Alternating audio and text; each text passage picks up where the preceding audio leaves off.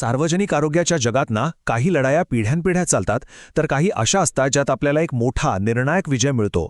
आज आपण अशाच दोन अगदी वेगळ्या कथा पाहणार आहोत.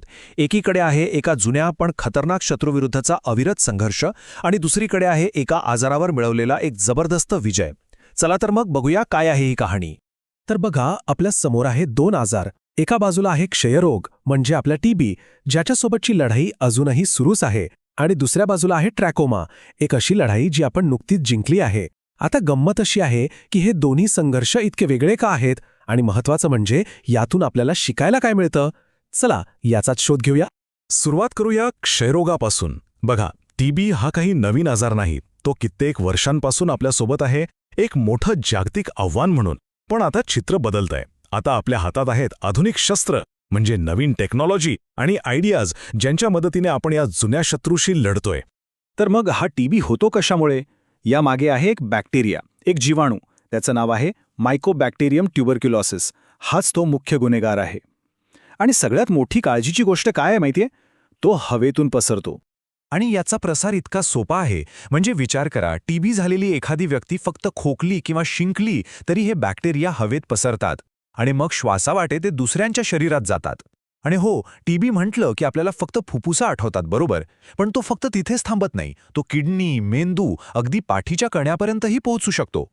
पण चांगली गोष्ट ही आहे की आपण फक्त डिफेन्सिव्ह नाही खेळत आहोत. आपण आता अटॅक करतोय. 2015 पासून आपण पाहतोय की भारतात टीबीचे रुग्ण कमी होत आहेत. आणि 2024 हे वर्ष तर एकदम गेम चेंजर ठरलंय. का? कारण जो सगळ्यात हट्टी टीबी असतो ना, ज्यावर औषधं काम करत नाहीत, तो म्हणजे मल्टी ड्रग रेझिस्टंट टीबी. त्यावर एक नवीन आणि एकदम प्रभावी उपचार पद्धती आली आहे. इतकंच नाही तर एका नवीन वॅक्सिनची चाचणीसुद्धा सुरू झाली आहे. ही खूप मोठी गोष्ट आहे. आणि ही सगळी प्रगती होती आहे ती टेक्नॉलॉजीमुळे. आता आपल्याकडे RT लॅम्प सारखी टेस्ट आहे, जी अगदी फास्ट आणि अचूक निदान करते. आणि दुसरं म्हणजे AI, म्हणजे आर्टिफिशियल इंटेलिजन्स. DeepCXR नावाचं एक AI टूल आहे, जे एक्स-रे रिपोर्ट वाचायला डॉक्टरांना मदत करतं, ज्यामुळे चुकायची शक्यता खूप कमी होते. खरं तर टेक्नॉलॉजीच आपलं सगळ्यात मोठं शस्त्र बनली आहे या लढाईत. आता या सगळ्या प्रयत्नांचा फायदा काय झाला, तर तो या एका आकड्यात दिसतो. 21%. हो, बरोबर ऐकलं. 2015 ते 2024 म्हणजे गेल्या 9 वर्षात भारतात टीबीच्या रुग्णांमध्ये तब्बल 21%ची घट झाली आहे. म्हणजे लढाई अजून संपलेली नाही, पण आपण योग्य दिशेने चाललोय हे नक्की. बरं, आता टीबीची गोष्ट थोडा वेळ बाजूला ठेवूया आणि एका विजयाच्या कहाणीकडे येऊया. ही गोष्ट आहे ट्रॅकोमाची. एक असा आजार ज्यामुळे लाखो लोकांच्या डोळ्यांसमोर अंधार आला होता. पण या आजारावर आपण मात कशी केली, चला बघूया.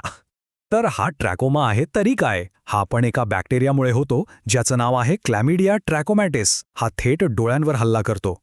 आणि सर्वात वाईट गोष्ट म्हणजे जर यावर वेळेत उपचार झाले नाहीत तर कायमचं अंधत्व येऊ शकतं.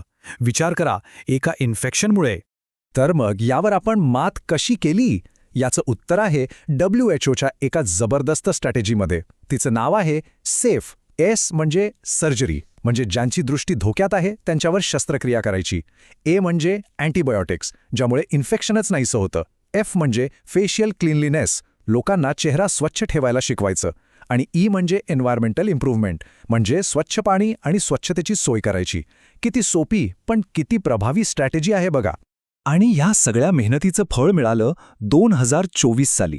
याच वर्षी जागतिक आरोग्य संघटनेनं म्हणजेच WHOनं अधिकृतरित्या जाहीर केलं की भारत आता ट्रॅकोमा मुक्त झाला आहे. हा एक ऐतिहासिक क्षण होता. आपल्या पब्लिक हेल्थच्या इतिहासातला एक खूप मोठा विजय. आणि हा काही आपला पहिलाच विजय नाहीये. याआधीही भारताने असे मोठे पराक्रम केले आहेत. आठवतंय?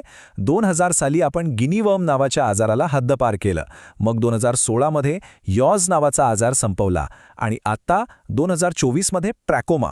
हे काय दाखवतं की जेव्हा आपण ठरवतो, एक योग्य प्लॅन बनवतो आणि सगळे मिळून काम करतो, तेव्हा अशक्य वाटणाऱ्या गोष्टी शक्य होतात. तर आता या दोन्ही कथा आपल्या समोर आहेत. एकीकडे टीबीचा हायटेक संघर्ष आणि दुसरीकडे ट्रॅकोमावर मिळवलेला विजय, जो एका साध्या पण पद्धतशीर मोहिमेमुळे शक्य झाला. मग ह्या दोन वेगवेगळ्या प्रवासांमधून आपल्याला नेमकं काय शिकायला मिळतं, चला याचा विचार करूया. बघा, फरक एकदम स्पष्ट आहे. टीबीची लढाई ही टेक्नॉलॉजीवर चालली आहे, जिथे आपण हळूहळू पण नक्कीच पुढे जातोय. या उलट ट्रॅकोमासाठी एक सोपी, सरळ, सेफ स्ट्रॅटेजी वापरली आणि आपण जिंकलो. यातून एक गोष्ट पक्की होते. वन साईज फिट्स ऑल असे इथे चालत नाही. प्रत्येक आजारासाठी, प्रत्येक आव्हानासाठी एक वेगळी खास रणनीती लागते. जी टीबीसाठी काम करेल ती कदाचित ट्रॅकोमासाठी चालणार नाही आणि उलट. खरं तर या दोन्ही कथा आपल्याला एक नवी आशा देतात. त्या दाखवतात की प्रयत्न, टेक्नॉलॉजी आणि योग्य प्लॅनिंग यांच्या जोरावर आपण मोठ्यात मोठ्या आरोग्य समस्यांवर मात करू शकतो. आता खरा प्रश्न हा आहे की या अनुभवाच्या जोरावर, या लढ्यांमधून शिकून निर्मूलनाच्या या प्रवासात आपलं पुढचं लक्ष्य काय असेल?